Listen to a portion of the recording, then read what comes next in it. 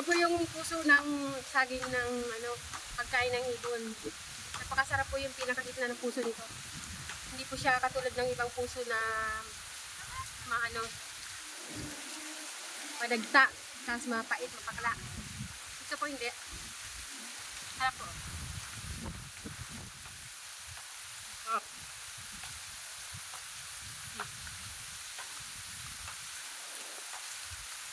Sarap siya mga kajaming. Ito naman, ito po yung pagkain ng ibon.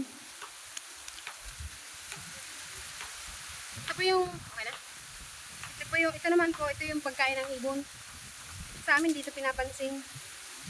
Na curious lang po ang mga kajaming gawa ng talaga ito pinapansin. Dalawa po kasi itong pagkain ng ibon. Yung isa, malambot yung buto niya.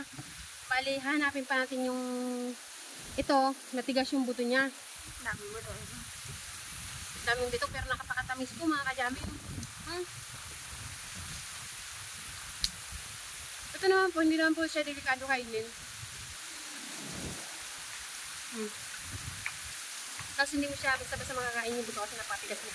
Pero mayroon pong isang pagkain ng ibon na napakalambot po ng buto. Ganito din mo, pero napakalambot po ng buto niya.